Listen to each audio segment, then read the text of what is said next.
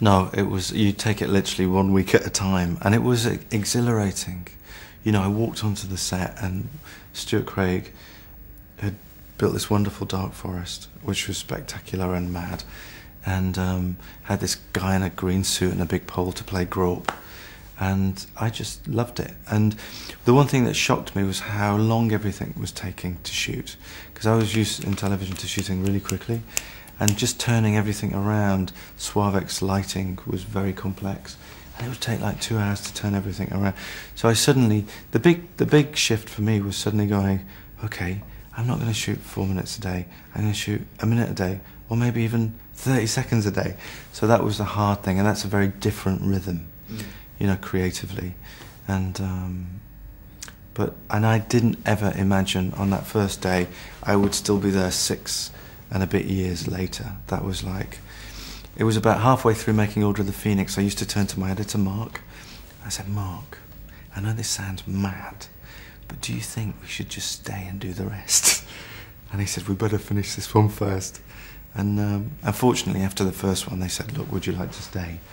And I said, yeah, I'd love to.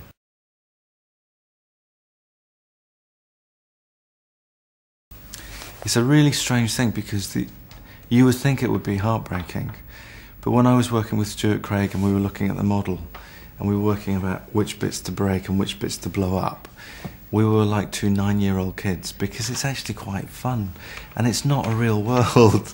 It's a world that, you know, and when you've worked in it for that long, just creatively, you want to change it all the time.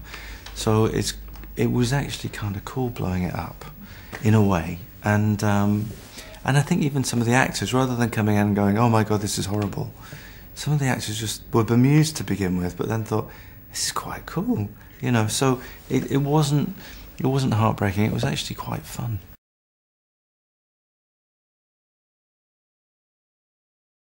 Yeah, it's lots of action, lots of spectacle, and we had to go out with a big bang, basically, and it needed to be big.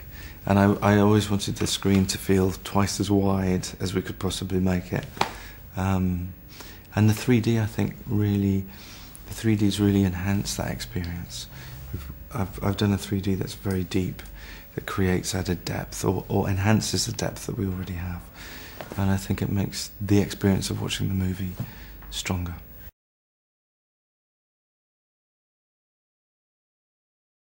I think for the industry it'll be sort of perceived as a golden time in terms of jobs and opportunities and experience. The great thing about these films is it's given some people the opportunity to have an apprenticeship within a film industry. You know, the BBC used to train people coming through, and unfortunately that doesn't exist anymore. So Potter was like this mini film industry, and we had lots of people who started as runners who ended up as PAs, or ended up in the art department drawing, or ended up dressing sets, or you know, or ended up coordinating post-production. And that's probably, it's a great shame to see that go. And the ambition really is to maybe replace it with something of equal scale, which might not have the same popular reach, because I don't think it will ever make anything that is as globally as popular. I think it's sort of a once-in-a-lifetime thing. Joe Rolling's books are loved around the world. These films are followed, and fans have followed them with great faith. And I think, you know, I think they'll stay around for quite a bit. You know, they'll be there with those other iconographic bits of film history. You know, Dirty Harry with his magnum gun, and Jaws leaping out of the water, and the Wicked Witch of the East from, you know, and Harry will be there with his glasses and his wand, and it will be part of that iconography, you know, I think.